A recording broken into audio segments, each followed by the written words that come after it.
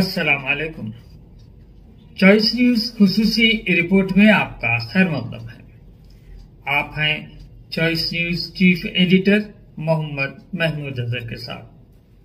पेश खिदमत है ये खुसूसी रिपोर्ट।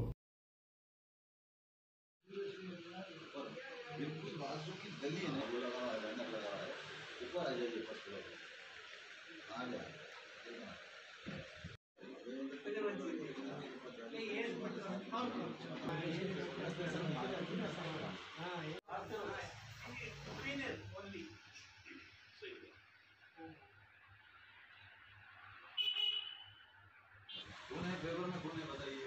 कुछ लोग हैं वो उसकी फेवर कर रहे हैं, लेकिन कई लोग ऐसे हैं, कई कम्युनिटी ऐसे हैं वो लोग एक्सेप्ट नहीं कर रहे। क्या होगा नहीं मालूम।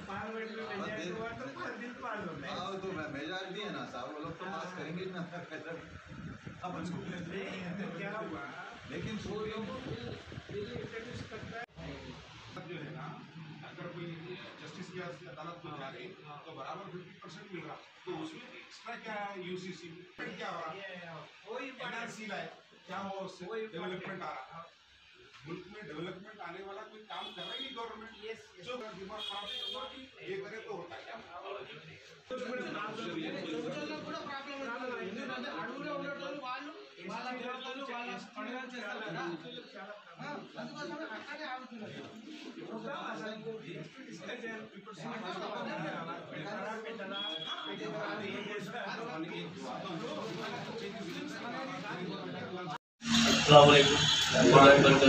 नमस्ते।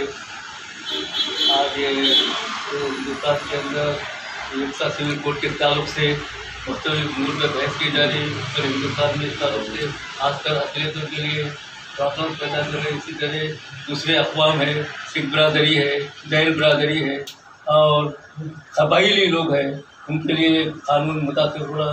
और कई लोग इस सिलसिले में मसाइल का शिकार हो रहे हैं, जो कॉमन सिविल कोड की वजह से मालूम हुआ। लेकिन इसके फैज़ है या नहीं है अभी तक कोई समझ में नहीं आया। लॉ कमीशन के सिलसिले में कई लोग दरख्वास्त भेज रहे हैं। इसी तरह मुख्तलिफ तंजीमें इसके लिए काम कर रहे हैं। खासकर अक़लियतों के ताल्लुक से इंफरादी हैसियत से ये कानून बनाया गया बोल के मसाइल कर रहे हैं। लेकिन इस सिलसिले में हिंदुस्तान का जो आइन है वो इस ज़िम्मन में जो तमाम लोगों को राय दिए गए हैं, तमाम मुख्तलिफ मज़ाहिब को फ़िरक़ों को उनके हिसाब किताब से क़वानीन बनाए गए थे। यूनियन ऑफ जर्नलिस्ट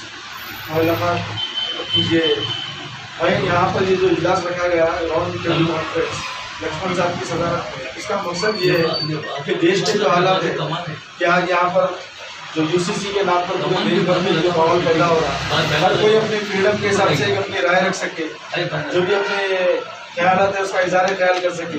उनकी कोई भी चीज़ हो डिस्कशन से उसका सोल्यूशन निकल सकता, चाहे आप फेवर में हो या एंटी हो, अपने ख्याल का इज़हार तो करना चाहिए कि खाली अपन किनारे पर बैठ के तो काम होने वाला है नहीं। तो इसी तरीके से लक्ष्मण साहब ये बोलेंगे भाई जो जिसके दिल में जो है वो एक अपने इज़हार ख्याल करने का फ्रीडम एक प्लेटफॉर्म पर ज़्यादा अपन की। और ऐसा नहीं है कि ये अपन 20-25 लोग हैं, 50 लोग हैं, ये बात एक के पीछे 1000-2000 आदमी के हिसाब से बोलते बात की जा सकती है, अपने कहने अंदाजा अपन लगा सकते हैं। तो मैं ये चाहूँगा कि यहाँ पर अपने पास जो भी मौजूद है बेमुशाफा यहाँ पर अपने इज़हार ख्याल बहुत फ्री अंदाज में बात कर सकते हैं, किसी से कोई नतीजा निकलेगा और ये मुहिम पूरे देश भर की मुहिम में अपन भी हिस्सेदार बन सकते हैं। शुक्रिया। यूनिफॉर्म सिविल कोड हिंदुस्तान की आवाम के लिए बेहतर है या नहीं है। मज़ाहिब के लोग हैं और उनमें हर मज़ाहिब के लोग अपने अपने आचार के हिसाब से ज़िंदगी गुजारते हैं, उनका अमल ज़िंदगी है और वो सब एक साथ मिलना शायद मुश्किल होगा। ऑलरेडी हिंदुस्तान में दस्तूर हिंद हिंदुस्तान की आज़ादी के बाद अमल में आ चुका है। उसमें सारे क़वानीन हैं, हर नुक्ताचीनी के लिए उसमें इलाज है। अब फिर ये गवर्नमेंट ऐसा कर रही है लोग सारे कौम बल्कि मुसलमानी ने हिंदुस्तान के 142 करोड़ अवाम इसमें सोच में पड़ गई है आज तेलंगाना उर्दू जर्नलिस्ट एसोसिएशन की जानिब से ये प्रोग्राम कराया गया है कि जो है यूनिफॉर्म सिविल कोड ये कानून लाना हिंदुस्तान में ज़रूरी है या नहीं।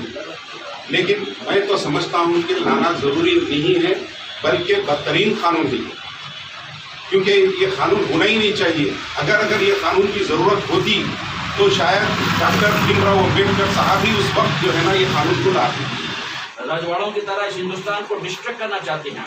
हिंदुस्तान की अखंडता को, एकता को आप तोड़ने की कोशिश करने के लिए ये यूनिफॉर्म सिविल कोड ला रहे हैं। हम दस्तूर की उस रूल से, आर्टिकल 25 के रूल से हम यूनिफॉर्म सिविल कोड को मुस्तरद करते हैं और हम इंतबा भी देते हैं कि आप ये यूनिफॉर्म कोड न लाएं, ये आर्टिकल न लाएं, ये बिल को पास ना करें, इसलिए कि ये बिल हमारी एकजहती को मुतासर करने वाला है, ये हमारी नेशनल इंटीग्रेशन को मुतासर करने वाला है। We condemn the uniform civil code with the help of the constitution, with the मौका दे रहे हैं, कुछ भी ऐसा मौका छोड़ा जा रहा है और कुछ भी नहीं है। तो इसीलिए कोई बात है, सच्चाई झूठ, अल्लाह कुरान में फरमाया कुल जाल हक फज़हक़ल बातिल, अंधेरा जब है तो उजाला आ गया तो अंधेरा चले गया, सच आ गया तो झूठ चले गया। तो इसी तरह ये ऐसा सिविल कोड का नाम ला रहे हैं, ये अंधेरा है, जब हम उजाले सामने आ जाएंगे ये अंधेरा दिखेगा ही नहीं, गायब हो जाएंगे। मैं अल्लाह से दुआ करता हूँ अल्लाह ताला इसको नीज़ तो नाफिज फरमा दें, जो सोचने वाले ऐसी सोच रखने वाले सबको तबाह बर्बाद कर दें, और जो अच्छी सोच रखें अल्लाह उसको कामयाबी अता फरमाए। हम देखिए अभी कानून बहुत मशहूर हूँ कि उन्होंने इस तरह की सभा जो राइज की राउंड टेबल कॉन्फ्रेंस के जरिए, क्योंकि सब सहाफ़ी हैं और अखबार के मुदीर हैं, एक का सर्कुलेशन किसी का 10,000 20,000 है, इस हिसाब से कई लाखों आदमी तक हमारी आवाज़ पहुंचेगी, क्योंकि हमारे अखबारात में ये न्यूज़ छपे। सबसे पहले हमको ये जानना चाहिए कि यूसीसी क्या है, इससे हमारे माशरे पर क्या नुकसानात होंगे, और गैर मुसलमान भी इसकी मुखालिफत जोर शोर से कर रहे हैं। बाबा साहब अम्बेडकर ने कहा कि इसको मैंडेटरी मत बनाओ, बल्कि इसको ऑप्शनल बनाओ। ये 1948 में उन्होंने कहा था। देखिए आज जो यूसीसी का जो मसला है, जो यहाँ अभी हिंदुस्तान की जो सरकार है वो पेश करना चाहती है, उसको यहाँ ने कि ये दूसरी कम्युनिटी को यहाँ बिलखुसूस मुसलमानों को इसको इस देश में दबा के रख कर उनको मनवाना चाहती है, उनको दबा के रख के अपनी हुकूमत चलाने के लिए ये चीज़ को नाफिज करना चाहती है। लेकिन हमारा जो इस्लामी क़वानीन है, हमारा जो इस्लामी दस्तूर है, उसको बिल्कुल इजाज़त नहीं देता। मुसलमान है, अगर कोई ख़राब काम करता है तो उसकी सज़ा क्या है? तो जेल है। अगर हिंदू वही काम कर रहा है तो उसकी भी जेल है। जब उसमें तरमीम नहीं है तो इसमें तरमीम लाने की क्या जरूरत? तो 70 सालों से नहीं हुआ, समझा? ये 10 सालों में कौन सी ऐसी चीज़? जो आला मेहदी साहब उनका एक कारनामा है कि जिन्हें उसके सेक्रेटरी है हमारे और गौरी साहब, उनको मुबारकबाद देता हूँ, और लखनऊ साहब को मुबारकबाद देता हूँ, सरकार साहब को मुबारकबाद देता हूँ, आपको मुबारकबाद देते हुए मैं अपनी बात को खत्म करता हूँ। ये कभी हो नहीं सकता है, कभी हो नहीं सकता, कोई भी इस पर नहीं मानता, और खासकर मुसलमानों के ऊपर दबाव डालने की कोशिश में है, लेकिन ऐसा हो नहीं सकता।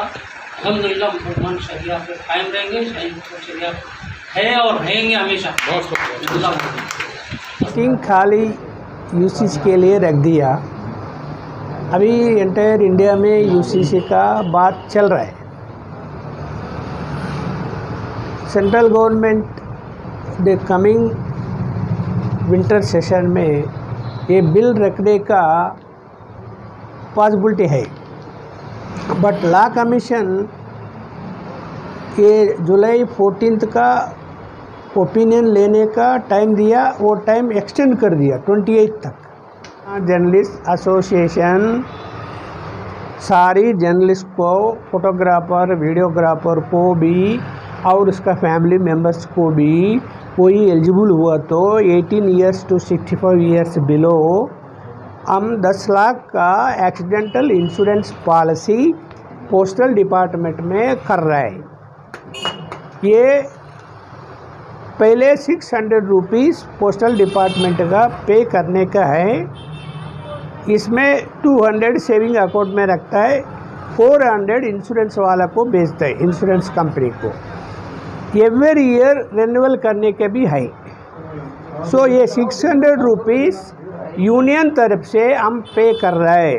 जर्नलिस्ट नीड नॉट टू पे एनी सिंगल पैसा, पूरा हम पे कर रहे हैं। सो कोई इंटरेस्ट हुआ तो ऑन 22 सैटरडे 10:30 को बुद्ध भवन में हमारा ऑफिस अटेंड करने का है। उधर पोस्टल डिपार्टमेंट वाला स्टाफ आ रहा है उधर, they will take all the process.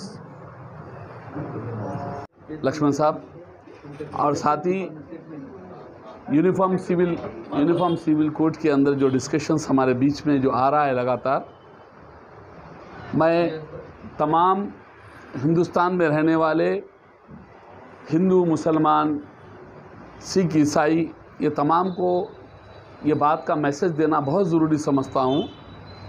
हमको पहले इस देश की एकता, अखंडता हमारे लिए अहम चीज़ है।